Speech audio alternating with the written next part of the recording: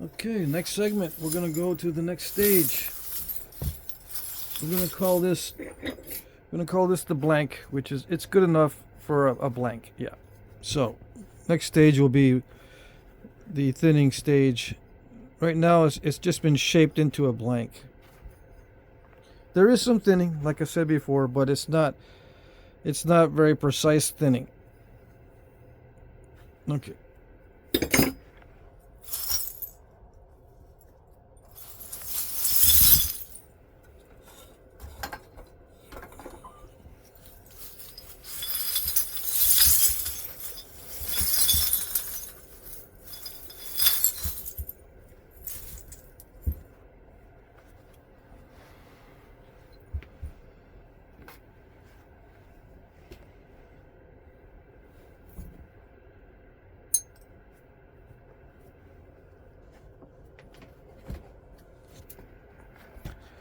Okay.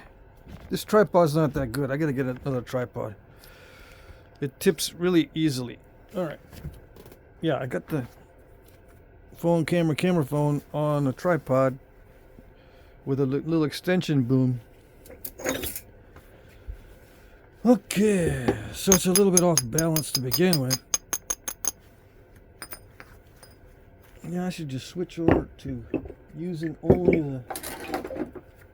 the medium grit Abrader for this delicate operation coming up.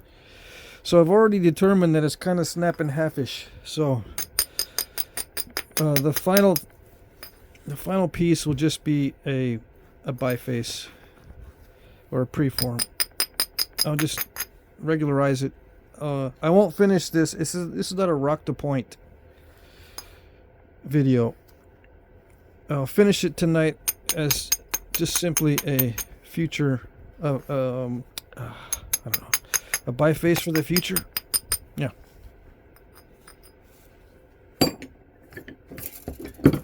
Let's try this one.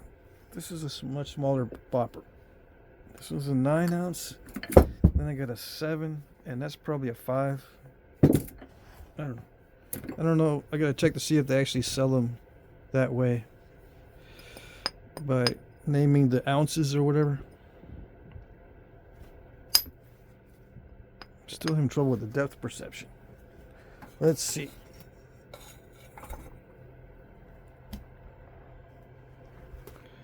Clean my glasses. That would help. I think I got a little bit of fog on them.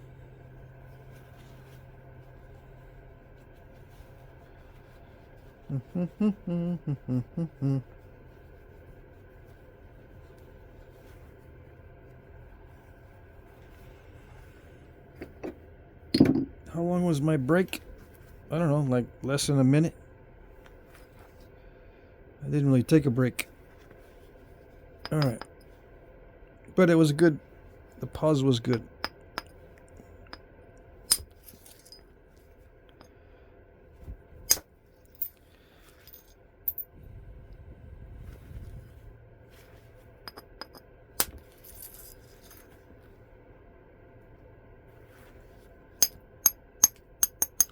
I don't know if I like the feel of this small bopper. Let's see. The glove might be getting in the way. Yeah, maybe.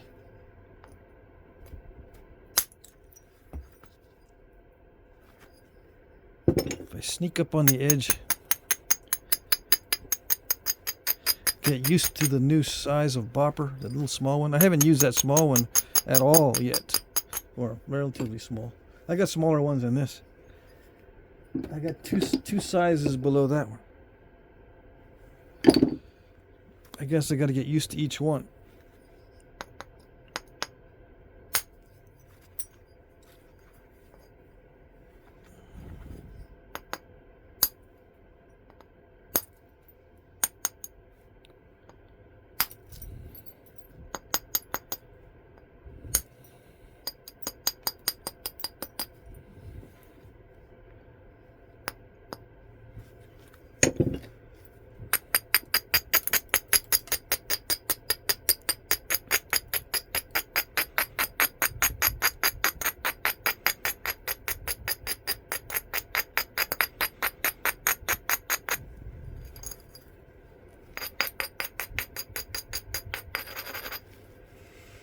So what do I talk about? I don't know.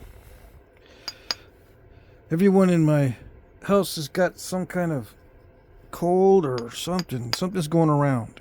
So I'm feeling a little bit under the weather, so to speak. Yeah, we all coming down with something. That's what we get for the family get-together. Yeah.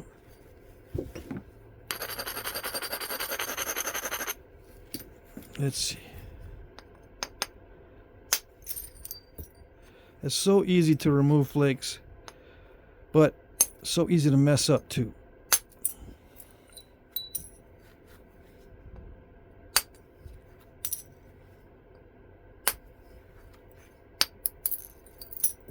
That's that crackly area from earlier.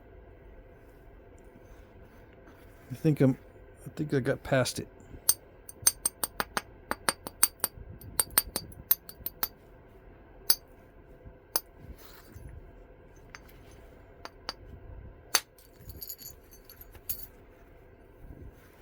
So I'm creating some step fractures in some of this, but I can get it from the other side, probably. Yeah, I got lots of room there. That's also one of the reasons why it's not continuing, because it's hitting a big mass. But I'm going to be able to get it, hopefully. Yeah, most likely. There is risk involved, of course, with each strike. But I'm pretty confident I can send some flakes across. Get rid of those step fractures.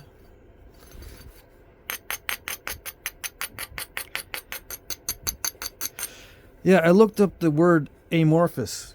It's actually pronounced amorphous. Obsidian is an amorphous stone, or a natural volcanic glass. And amorphous just means there's no crystal structure to speak of. I gave the example that it's just like one big crystal, but it's actually, there's no crystal structure that's regular. It's not. It's a random crystal structure. It's not. It's not individual crystals. It's just all kind of. It's weird and random. No particular structure. It's probably because it cooled down really fast, so the crystals didn't have a chance to align within the stone. Let's see, should I use a bigger bopper? Do I feel more confident with the bigger one? I do feel more confident with the bigger one because that's what I've been using the most.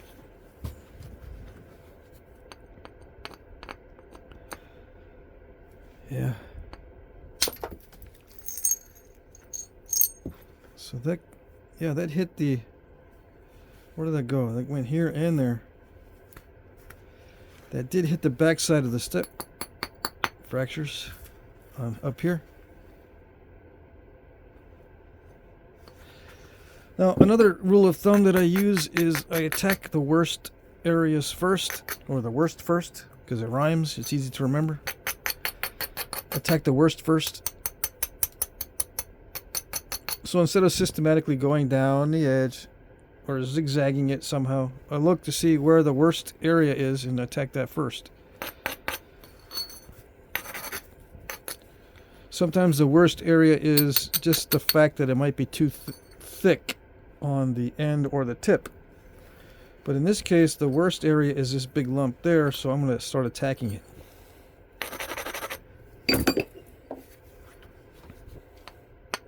This is a thinning stage, all right? It's anxiety stage, sweat stage, or whatever you want to call it. It's a lot of pressure to get it right.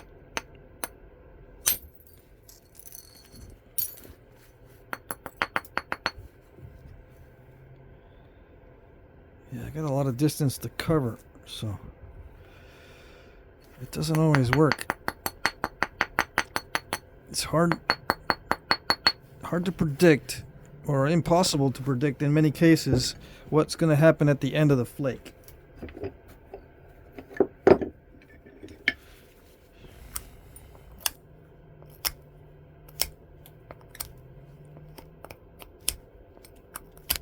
Sometimes it's just not released, but it looks like this. Yeah, this is just a broken off flake, step fracture. If I take a deep flake, I can probably get under that.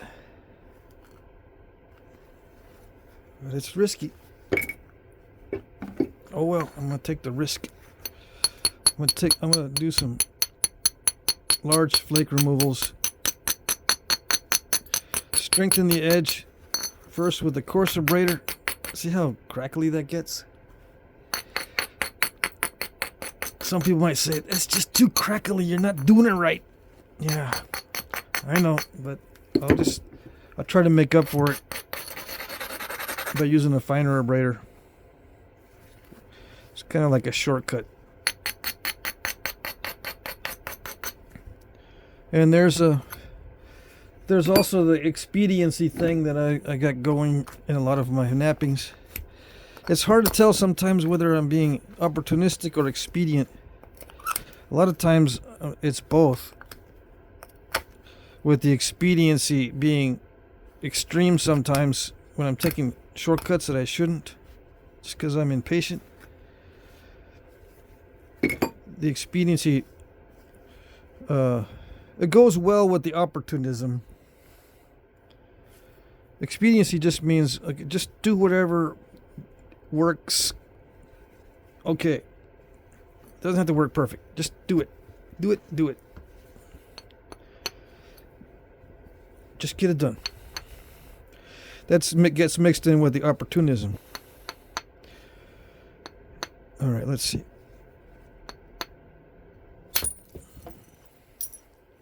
That traveled to as far as I would hope, but it didn't widen out.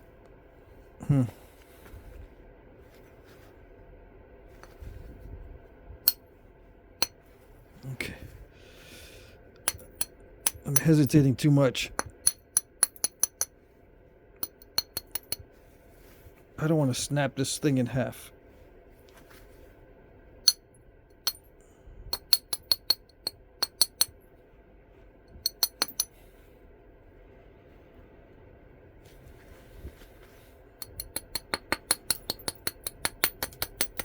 I'm actually starting to think about it too much.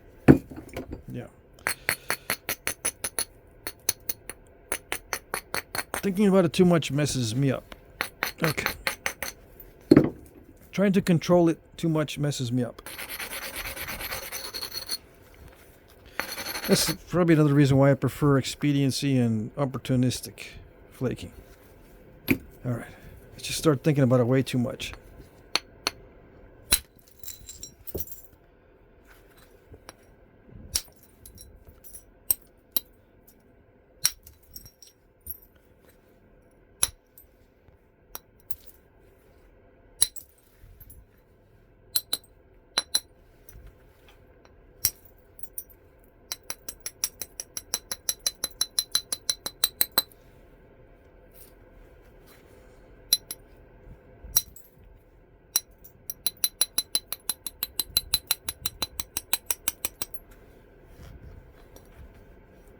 We'll worry about the symmetry a little later.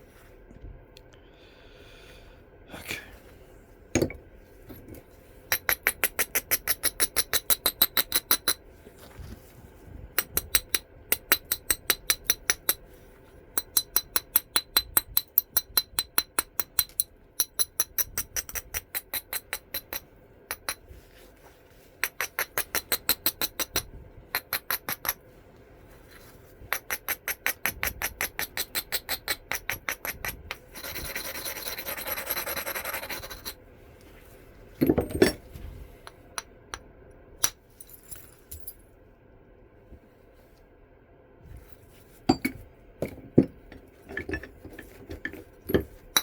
Oh, that's not good. All right, let's see. Get that one out of here. Use this one.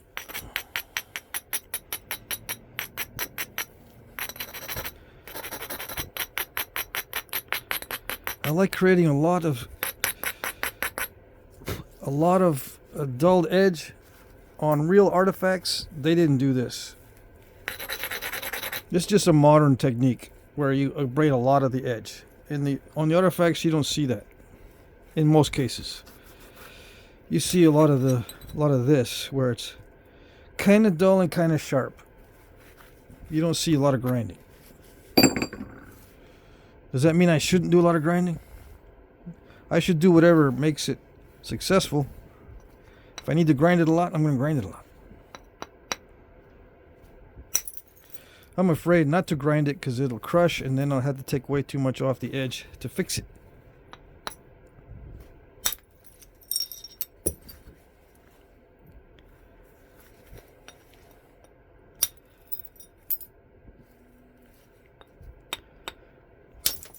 This didn't work. All right.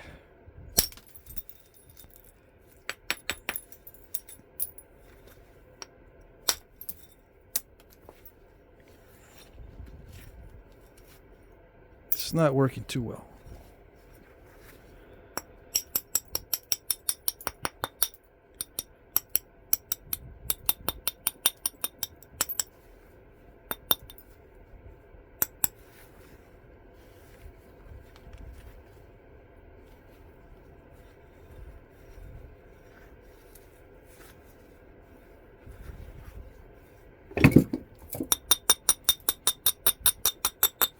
Someone asked me, well, I was thinking that okay, let me start over. I was thinking about the issue that I have with the 3x7 inch point, right? I want to chase the 3x7 because last summer or the summer before that, not last summer, but the summer before, I had such a hard time getting a 3x7 biface. Some of it had to do with poor material, but some of it had to do with just I'm not used to working these larger pieces. So I tortured myself trying to get a 3x7. Mainly because I had a client that wanted a piece of that size. So now I got it in my head. I got to do the 3x7 just to get it out of my brain. And someone said, "Yeah, I'd like to see the 3x7. I'd like to see you do it." Okay. See if I can do it. This one might be 7x4 or 4x7 if I don't mess it up.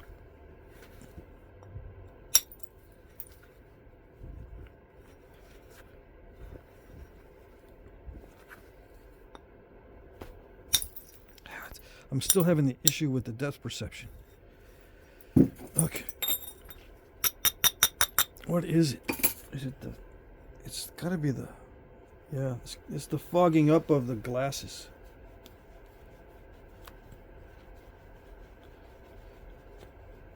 It's always something.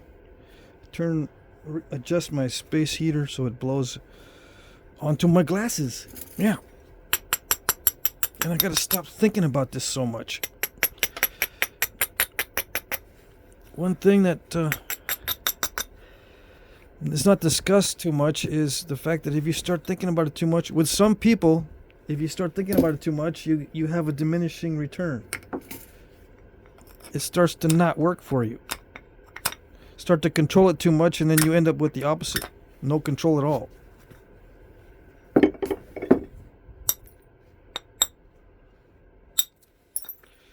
So that's something else that you can put on the list of how did they do it? How do they do it? Well, one way is not to think about it too much. Not to try to control it too much. That's one way. Some people, they have to control everything. They can't not control it. They can't not think about nothing. They have to think about something while they're doing it. They got to think about controlling it. They can't just go, "Oh, I'm thinking about it too much," and then go at it like I do. Everyone's different.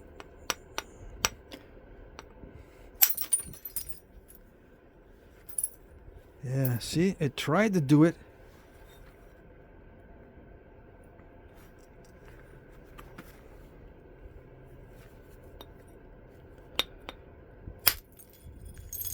There it goes.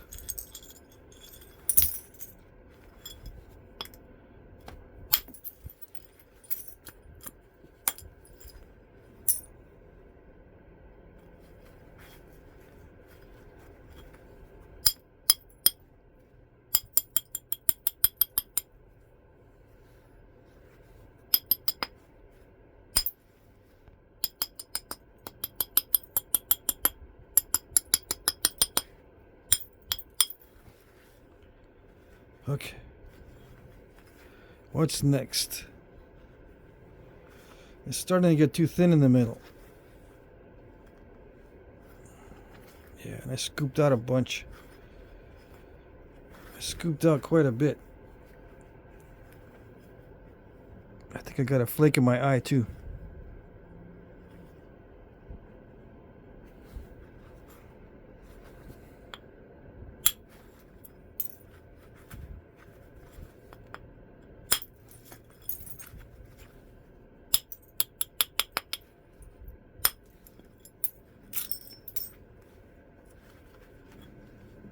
Dang it. Yeah. I don't want to install a curve in it, so I'm losing some length. Hopefully I didn't lose too much there. Now, hold on, I got a flake in my eye. Let's see. Sometimes I can pull the eyelid up, get the flake out, blink a lot. If that doesn't come out, I'm gonna have to go wash my eye out. All right. Yeah, if my eye doesn't water enough to get that flake to come out, I'm gonna have to go wash it out.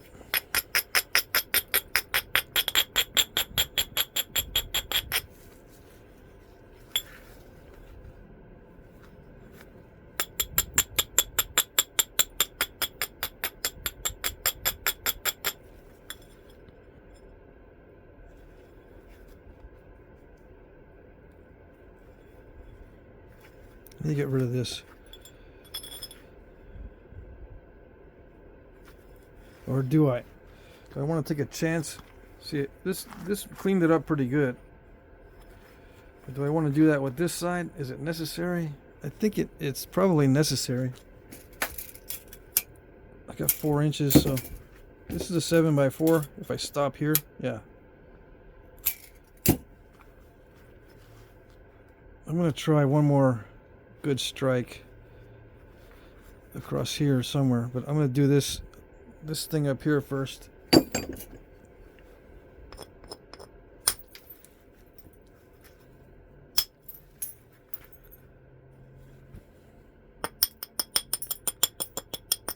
So I don't install a curve, I've got to make sure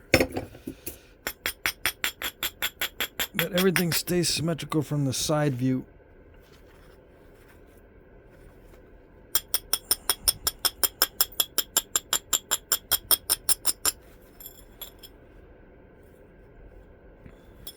I might not be able to do it with the billet or the bopper.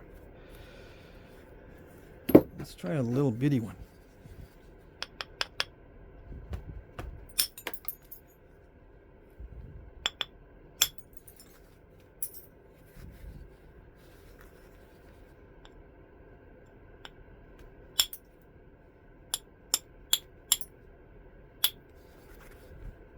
Yeah, I'm not used to using this at all.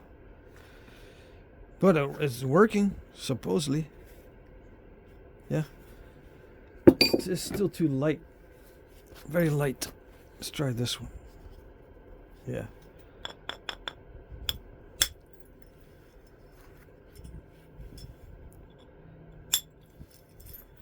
Yeah, that one feels a little bit better. I don't know how much more accurate it is. Feels better. Ouch, too much.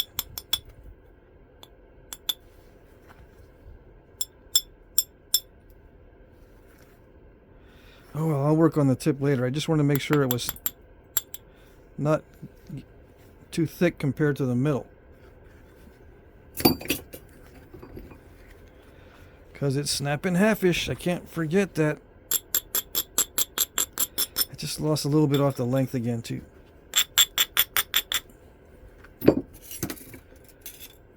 So now it's exactly at 7. So yeah. No more room.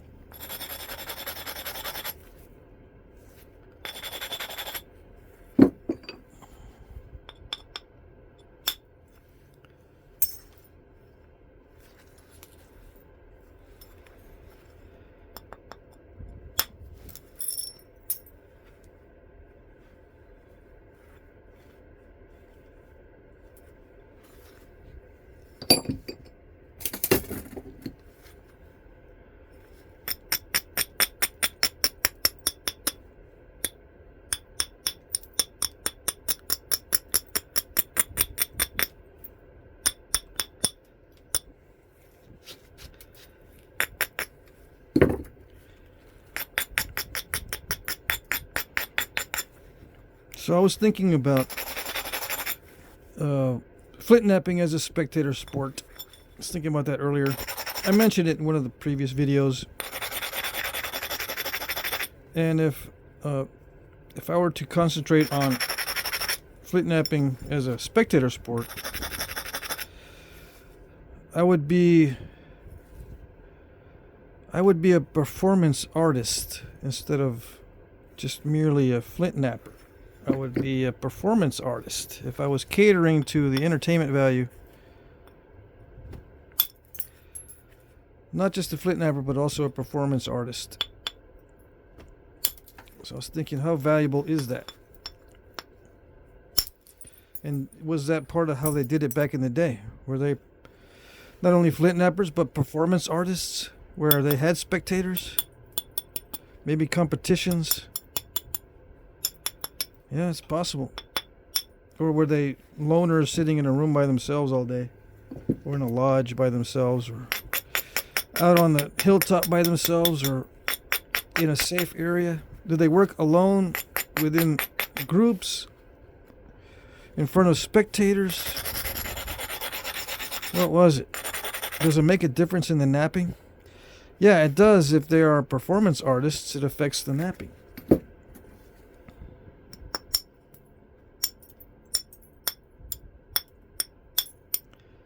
So they go thinner than they need to go, as an example. Because it's a good show when you can make a really thin piece. Yeah, show off your skills. It affects the napping. How many were pieces that looked like they were thinned unnecessarily? Well, it looks like there might have been quite a few.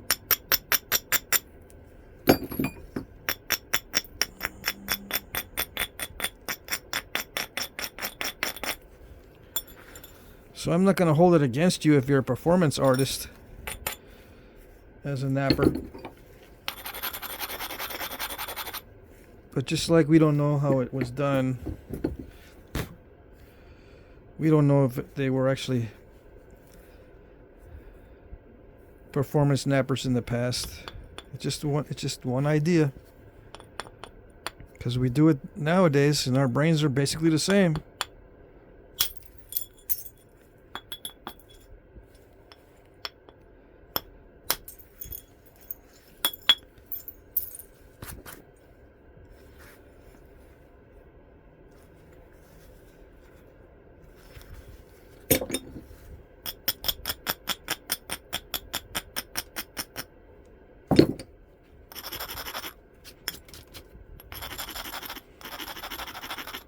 But who has time to be watching a napper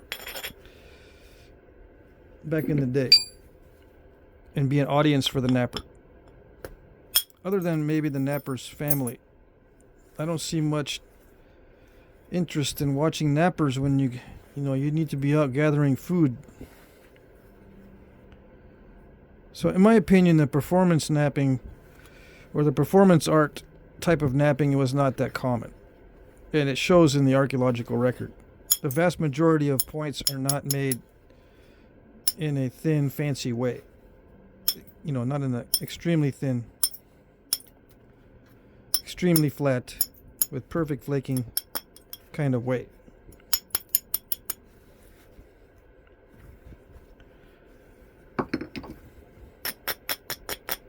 Most of them, the vast majority of points were made in the utilitarian type fashion with a utilitarian type design, and once in a while you'll see perfectly made points or eccentrics that are in the shape of animals or whatever, or they have profiles of human faces in the eccentric pieces. But those are quite rare.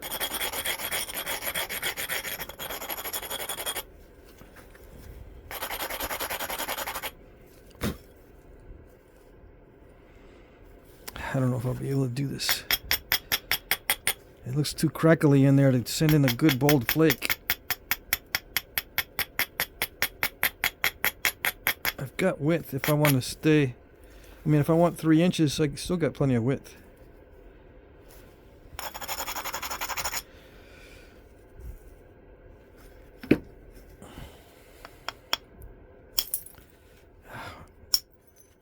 I might just give up on that idea.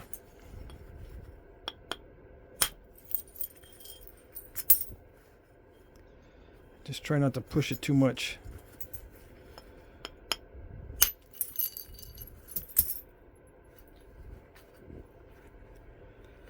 Yeah, because I could easily overdo it.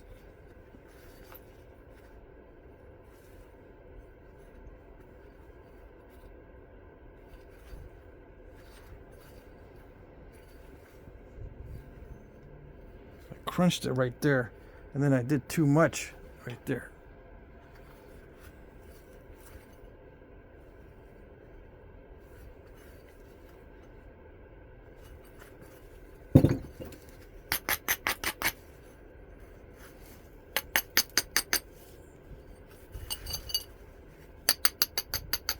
Yeah, I'm reaching my limit, the limit of my ability with the bopper.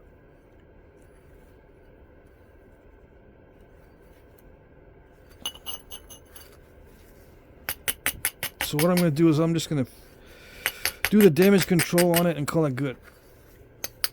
Yep, no more big thinning flake attempts. Just regularize it. Get rid of the nasty spots, maybe some of the thick spots, and then call it good.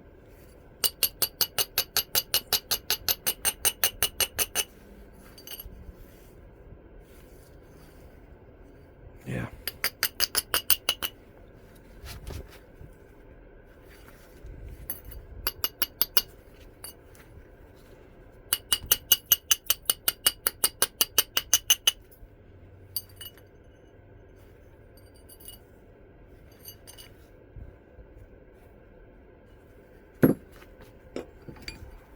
Okay.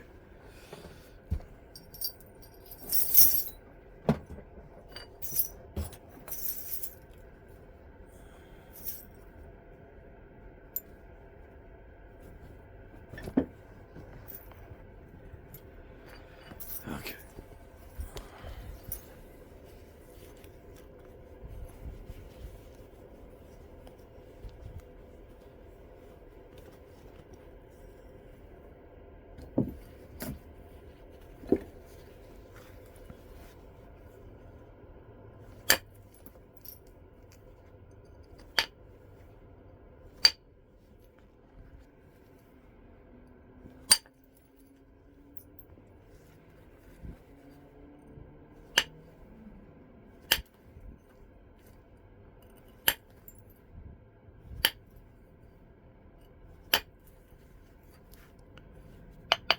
Yeah, I probably could have switched to indirect percussion sooner. And I could have avoided this little crunchy area. Coulda, woulda, shoulda.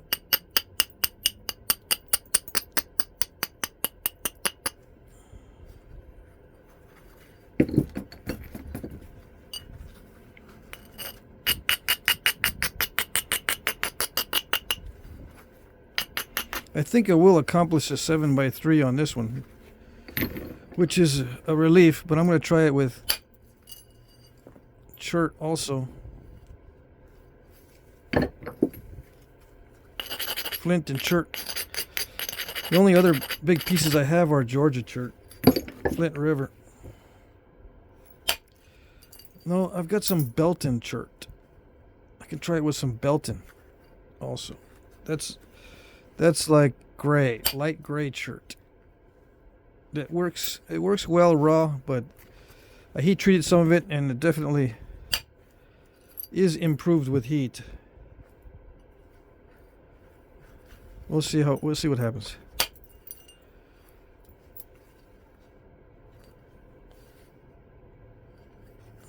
I can't be thinking about this too much.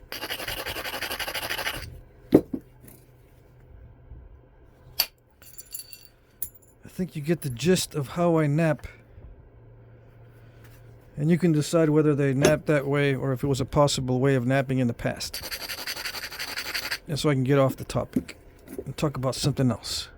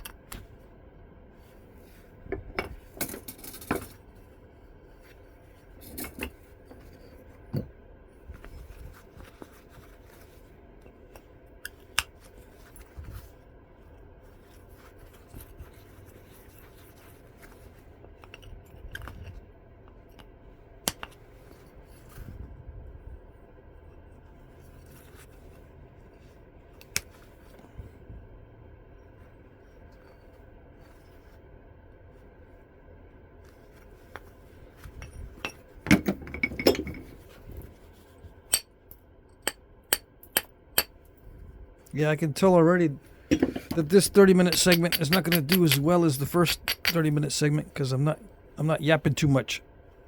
Yeah, I'm trying to focus. Yeah, when I don't yap very much, the videos don't do that good. I know it's hard to handle, but yeah. Some people would rather I not say anything. But those videos don't do that good. Yeah. I'm almost done messing with it. They're just a little bit, well, they're just a little bit in the middle there, but that's not that big a deal. I try to pick it out a little bit. But if I try to pick on it too much, it looks bad.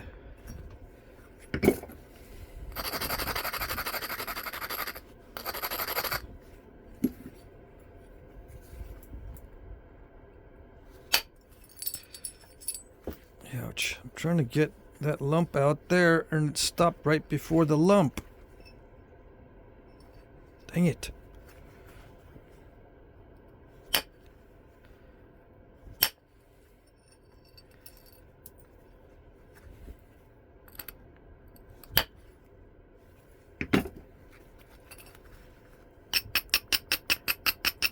Get Nacho to finish the lump. Yeah, but it could dive in. I don't want to take that chance. Nacho may not do it. Who is Nacho? Somebody tell him.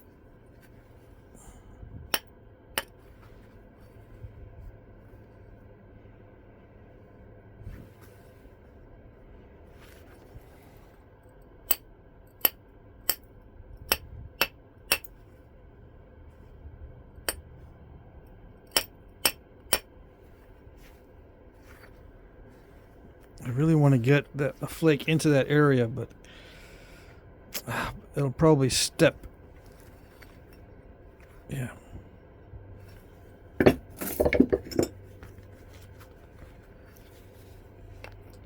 Push. Yeah, that's good enough. See, there was a step right there. Right here. I pushed on the face. That's good enough. Yeah, I'll just clean up the edges and then call it good. Measure the width to thickness ratio and all that good stuff.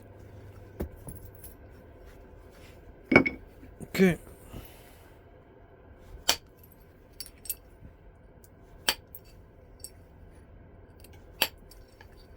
That's already 41 minutes. Let me just trim it real quick. Get the symmetry and all the weak spots off the edge here. I cracked it right there earlier a little bit, so that's gone. I don't want to install any step fractures.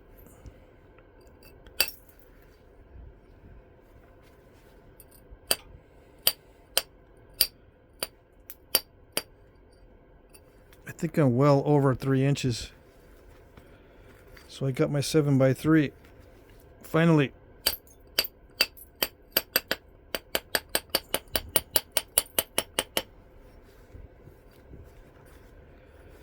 I got to do the symmetry, okay? I'm not going to measure the width to thickness ratio until I get my symmetry, because it wouldn't be fair.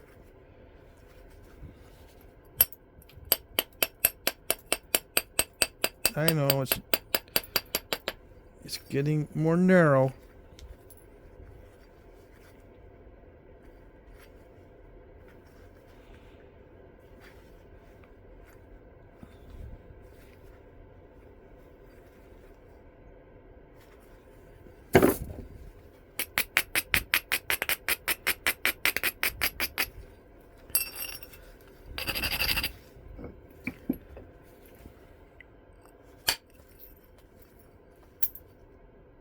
I can probably push now. Took a flake right there and it caused a step, but I can probably push and get that little lump out. Yeah. Maybe. If I have luck. Let's see. It doesn't take much.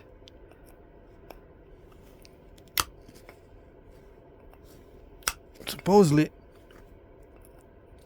It's going to make it look bad.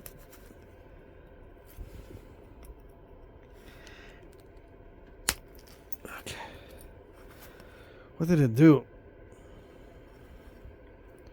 It exposed some weirdness. I took a flake right there, popped it out, and it exposed some weird contour there.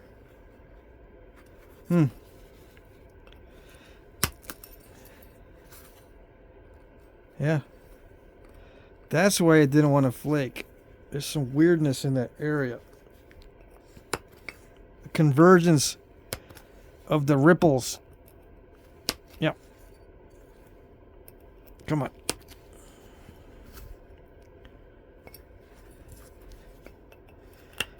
You know, when you converge the ripples in water, it makes a weird, chaotic thing go happen in the middle. Right? Yeah. I'm just going to leave it. Yeah. Even though it looks kind of cruddy.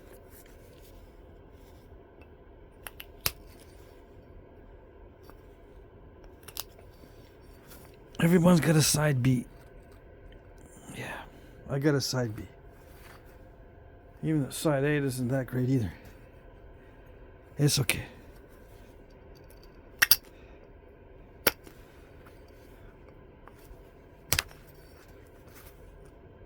Hit my thumb with that. I'm not supposed to hit my thumb with it. Alright, that's good. It's already 45 minutes. Let's just call it good. I'll call it. Yep. Alright.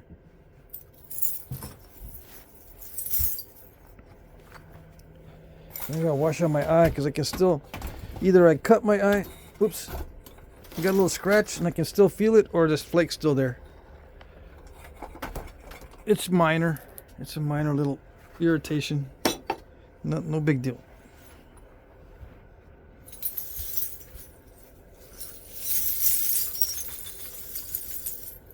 The flake's probably out. It's just a little scratch now. It just kind of feels like there's something there. Alright, so let's see the final answer. 7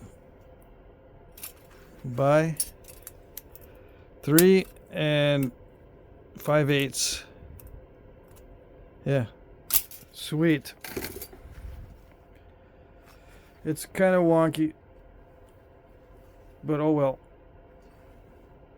It's snap and half-ish type stuff, so I'm not going to do anymore. Let's do the millimeter width by thickness. Width to thickness ratio. Let's say 90. Come on. It doesn't want to be measured. 90.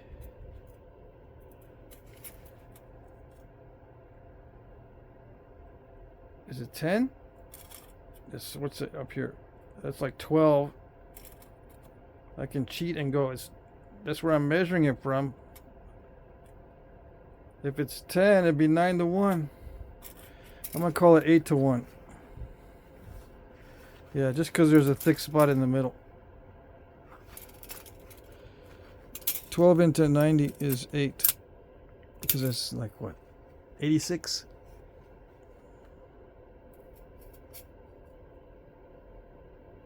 I don't know. 12 into 90. Let's see. 12 times 8.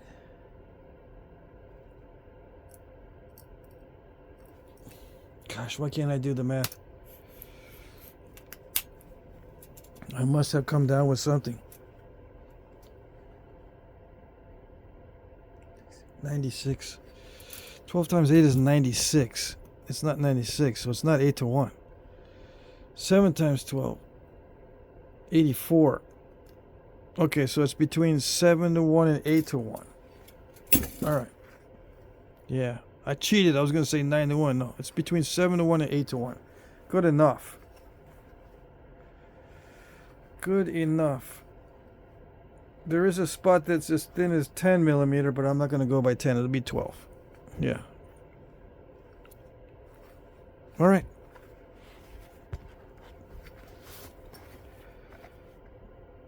There you go.